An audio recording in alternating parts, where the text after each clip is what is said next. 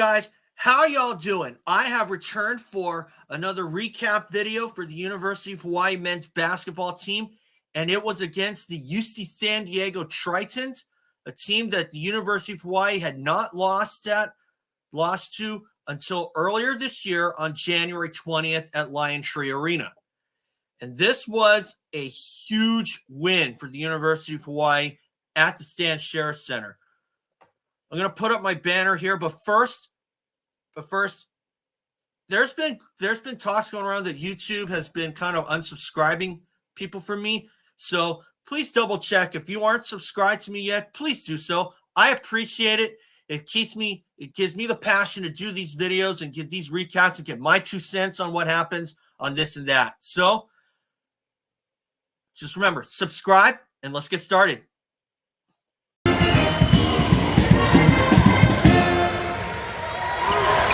Okay, here comes my banner.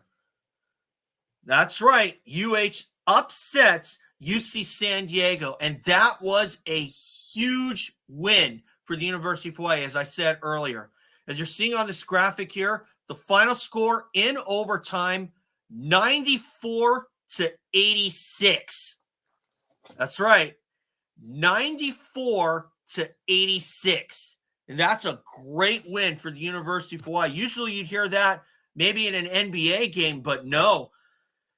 University of Hawaii came out with a point to prove, and Justin McKoy even said during the presser that from practice on, they knew they were going to win this game. And I got to tell you, I saw that in them. And what really helped out is the fact that they came out with a purpose. I think we came in with full confidence that we're going to win this game. The way we were practicing was just elite. Like I wish you guys could have seen it. It was amazing the way we were playing. And so when was first practice? Monday. From Monday, I was like, oh yeah, we're going to go. We're going to get this one. The unfortunate news was that we lost Javon McClanahan to a shoulder injury. It's unknown if he's going to play against UC Davis, but we could use him if last year was any indication, at least the home win anyway.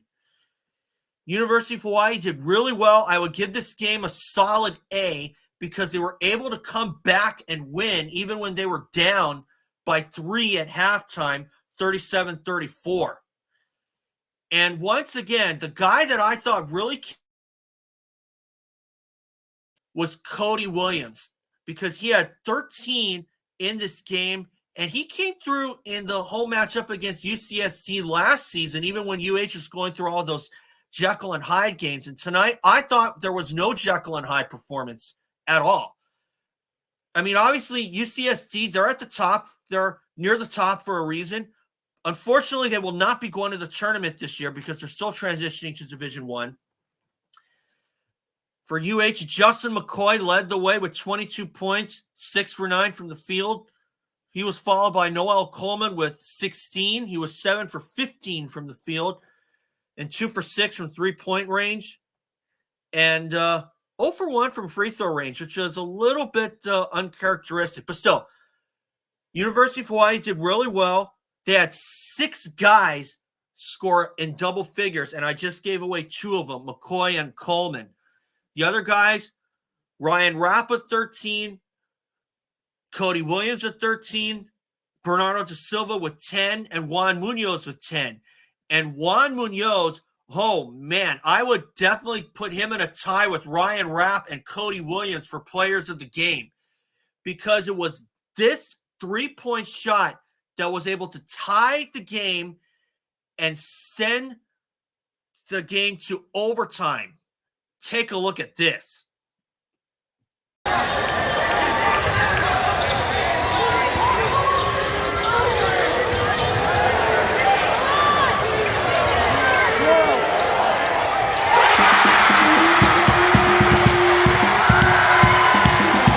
And I'll tell you what, that was actually the second triple that Munoz hit that was able to tie the game up. He hit one earlier that tied it up at 66.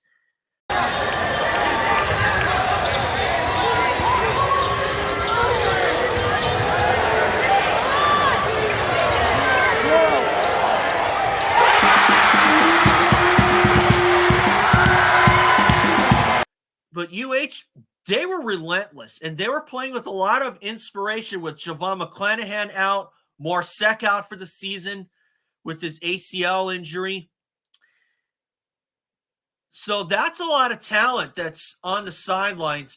But I got to say that with Javon McClanahan on the sidelines, the University of Hawaii really managed to get into their offensive sets a lot more easier and a lot more quicker than if Javon McClanahan were running the point position. I'm not saying Javon McClanahan is not cutting it at the point position, because I think he does a hell of a job at the point position. He is their leader, and he shows it. But quite often when McClanahan is running the point position, he takes the shot clock down to like 3 to 5 seconds, and then they're forced to make a play. When Kody Williams and Juan Munoz are running the point position, they didn't take it down to 5 seconds like how McClanahan normally did. That's just my take. And when you do that, when you do what Kody Williams did and Juan Munoz did, you can get points a lot more quicker and not take the shot clock down to 5 seconds and be forced to make a play. And the way that they played like a team that wanted it more. And I mentioned that Cal State Fullerton win at their place at Titan Gym. That was the old UH men's basketball team that I saw during non-conference play. From what I saw from UCSD, that was another example. And boy, did they have to really earn this one. Now, before I get to UCSD, give them credit, take a look at this buzzer-beating 3 from Noel Coleman. It didn't go. I'm going to say it right now. But this was solid proof that the team wanted it, that the team in white wanted it more. Take a look at this.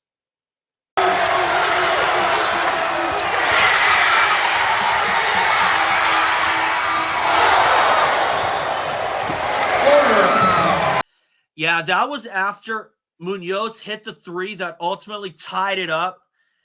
And I would say Ryan Rapp also earns a tie for 3-point or player of the game, at least for UH anyway, in my book, because Rapp was responsible for both of UH's triples in OT that was able to ultimately propel the Bows into the win column.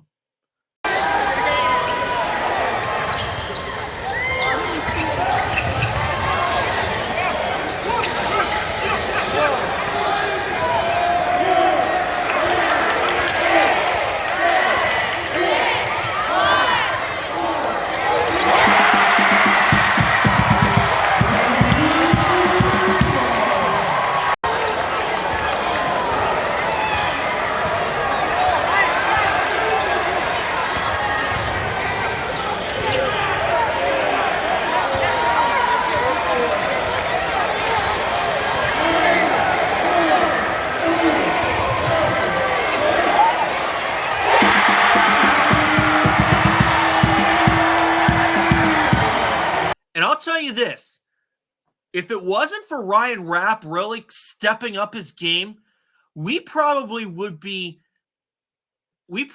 seeing the same story, the same cycle going, where UH jumps out to an early lead and then lose it and then play catch up the rest of the way. That did not happen this time, because Rapp has been stepping up, Kody Williams has been stepping up, and Justin McKoy came through, and they really had to, especially during crunch time, because they had to keep UCSD's lead scorer, Aniwaniwa Tait-Jones, who was at Hilo before, because Tait-Jones, he had 24, and as Justin McKoy says here, that was a big win. Half of his points came at the free throw line. I think he was just kind of getting calls and getting really deep into the paint on his, we call it like a Barkley, when you kind of drive and then back down, turn it back to the basket. We definitely got to do a better job just, standing guys up. Of course, as I said, Tait-Jones, 24. He drew 12 fouls. He was 12 for 17 from the free throw line, and that included at least one trip where he did not make a free throw. He had 2 shots. He didn't make either one. But UCSD, give them credit. They got guys. They had 5 guys that cracked 10 points. Francis Wacorio with 12. Hayden Gray with 13. Bryce Pope, their leading scorer, he had only 10. And there was a time where Pope could have had his worst game scoring-wise, and that was 8 against, I think it was UC Irvine. I was watching the broadcast on Spectrum last night before I went to sleep. But still, holding Bryce Pope to 10 points was another key for UH to come through with the win, besides keeping Tait-Jones in check during crunch time. The other guy who cracked 10 points, Tyler McGuy with 16. And UH had to fend them off. They committed only 7 turnovers, but UH had 10, and 10 is a good number. And I have to say, UH committing only 8 turnovers at UC Irvine was, I thought, a step in the right direction. And they took another step in the right direction with 10. And even though they were +2 on turnovers, which is a bit of a negative there, but when you consider how hard that UH played, I'll take 10 turnovers any day of the week. Okay? So, obviously, I would give them an A for this game. And Ryan Rapp certainly earns a lot of respect. And he hit 2 key triples in OT. He actually accounted for both of them. UH only missed 2 shots in overtime. They were 5 for 7. In contrast, UC San Diego, 3 for 6. And in terms of 3-point shots, UCSD 0 for 2.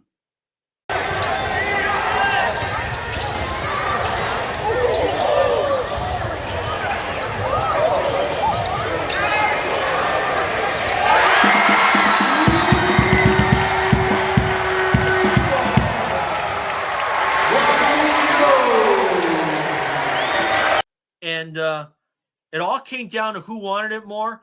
UH shot 56%. They were 35 for 63 overall. That includes the overtime period. And I did not see one significant scoring drought that really hampered UH's progress. So, quick turnaround. I do believe that we will get the win over UC Davis, but they got a tough backcourt in T.Y. Johnson and Elijah Pepper and Leo DeBrule to a point, and other guys like Nico Rochak and Francisco Bora. So UH has got to be on their A game, especially with Javon out. Now it is unknown if we will see Javon for UC Davis. I hope we will. But in the meantime, you will also see some shots from that game.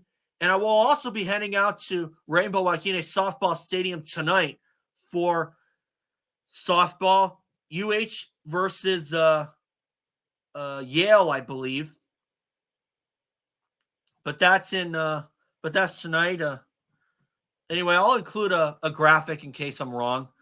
But anyway, that's all for today. And remember, subscribe. Go Bows. That's how my channel grows. If you subscribe.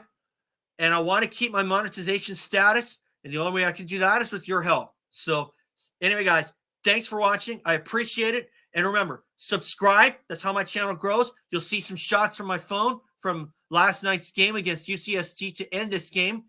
And once again, congrats to the Rainbow Warriors. And go Bows.